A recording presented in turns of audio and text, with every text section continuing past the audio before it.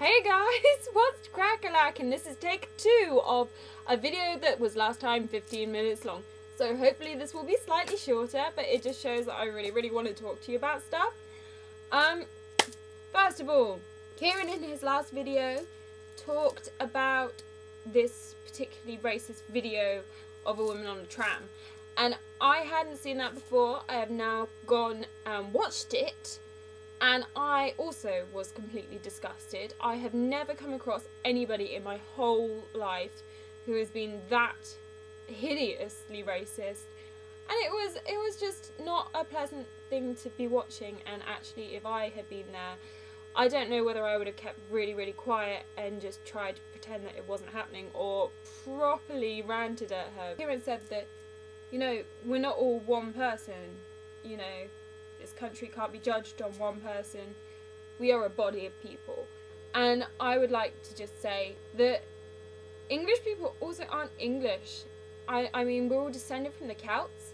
I do believe, from what I remember of my schooling, that a lot of them were kind of, when the Romans invaded, pushed up to Scotland or into Wales. And that kind of shows that, you know, the Romans invaded, but we also had the Vikings, the Saxons, the Franks, I think.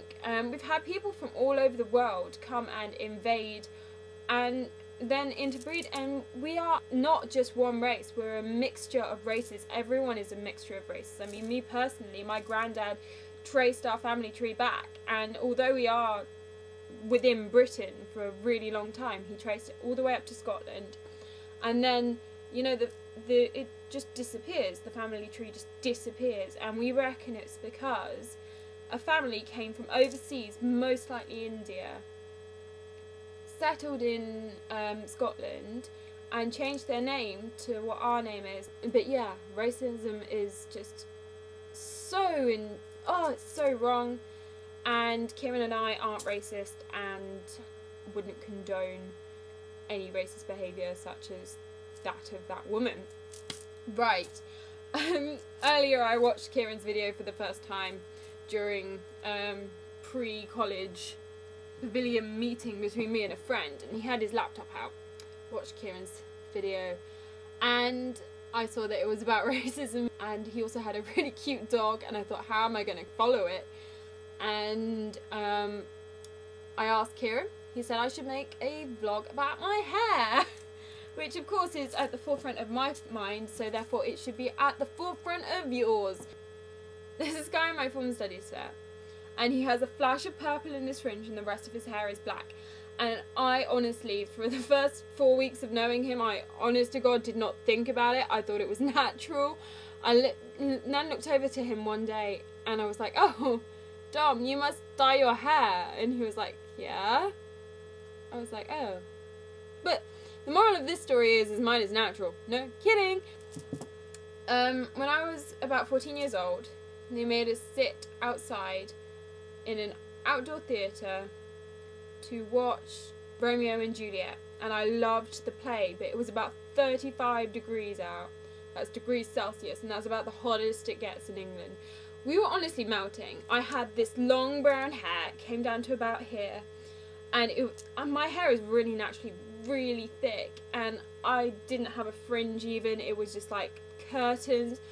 I was just like, that evening I actually had a hairdressing appointment scheduled. I went in and I basically said to this woman, just cut it all off. Cut it all off. Just get rid of it. And she was like, okay. So I ended up with like that, it was like that long at the back. It was like, it was down to my chin at the front, and I had like a long fringe, but it was really short at the back and spiky.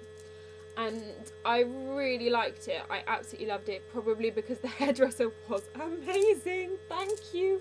I had it short for a really long time. For about the past year I've been growing it out, and for a really long time I thought, well, when I leave school, because I went to a strict school where everybody is like, ah, blue hair, what? And you aren't even allowed like blonde highlights. I'm just going to dye it. I'm going to dye it some crazy colour. I originally thought pink, then I thought, no, blue. Excited for the blue. So yeah, About a week and a half ago, it was a Thursday, I went into this training academy to have my hair bleached. And they were going to dye it blue as well, but more on that later. She started like sloshing this bleach over my hair. They didn't really speak about what they were going to do afterwards. It was probably a bit my fault as well because I didn't exactly ask. And you know, it bleached and everyone started looking at my hair like really strangely. They were like, oh, it's bleaching so fast. I was like, what? And apparently it's like a big deal if you go into a place like a training academy and you haven't dyed your hair before. And they were like, oh, it's virgin hair. It's virgin hair. You know, she's never dyed it before. It's virgin hair. And I was like, okay, whatever. And this woman comes over to me and utters the immortal words, virgin. We don't see much of that around here. So they like finished bleaching it. And they put this toner stuff in that's supposed to take all the colour out, but it was still orange. And then they dried it and it looked like yellow and it was really horrible, and they were like, well, we can't dye it blue because it'll go green. With the stuff we've got, it's permanent, it'll just go green. It would be better if you used like a home dyeing kit. So I go and get this home dyeing kit afterwards and my hair is still yellow. I didn't think that I had an emotional attachment to my hair, but I do, and you do as well, and if you say you don't, then you're lying. It is Directions Atlantic Blue if you were interested. A lot of people find it really strange that it's blue. I had a little girl in the supermarket kind of point at me and go, look at that lady with blue hair, and I was like, is someone else with blue hair here? Because I'm not a lady. Come on. The only person who I know is a lady who's my age is my friend who is a Cheltenham lady. She said when we met up, she was like, oh, I have to take a photo of you with me because you have blue hair and that will make me look really alternative. And I thought, oh, so having friends with blue hair makes you alternative. I don't like being pigeonholed. I don't know how you would like define alternative. I mean, alternative to what? Because I was talking to a friend earlier and he was like, oh yeah, hipster is mainstream now. I was like, what? The whole point of being a hipster is that you're not mainstream. He's like, yeah, but there are so many hipsters now. They're mainstream. I'm like, I don't really understand mainstream, like not listening to something or not listening to something because it's mainstream. Lou Reed defined mainstream as the mainstream comes to you and you have to go to the underground. You don't have to go to the underground anymore because of the internet. It comes straight at you. You see the music, it's there, it's on your MySpace, it's on your Tumblr, it's, oh, I just broke the first rule of Tumblr, which is don't talk about Tumblr. Never mind. That was a tangent. What was I talking about? I've forgotten my hair.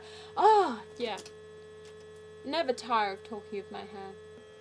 I went to pick up a camera, and this is the reflector story as well. That's not my reflector, and I had some cameras and some equipment that wasn't mine. And thank you very much to the local company who lent me that stuff for my film studies. And you might see my film studies at some point, but it's, yeah, still a work in progress. So I'm going to pick up these cameras, and they know me quite well there. I mean, I go to a cinema club with them, and they taught me how to make films this summer and last summer. And I go in, and he's like, gosh, Becky, your hair is blue. I'm like, yeah, it is. He said, you look so different. You look as if you'd mug me. I was just like, that's the best. Yeah, he said I look really hardcore and that's why, but he said it wasn't a negative thing that I looked as if I would mug him. So yes, this has been an odd one. I'm not entirely sure what I've said to you. And I'm sure I will have to edit it quite a bit, and therefore things that I've said, possibly this whole rant about being alternative, will just disappear. In which case I will have had to edit that bit out as well. And none of it will make sense. Oh dear. Never mind. Oh, Kieran, I'm sorry for such a random thing. It's nice to see you around. How do you sign off? We should have a thing, like one of those things. We should get that thing out of Harry Potter when they're on the radio and they're like, keep faith. What am I even saying? Right. Ta-ra. It's been nice talking to you.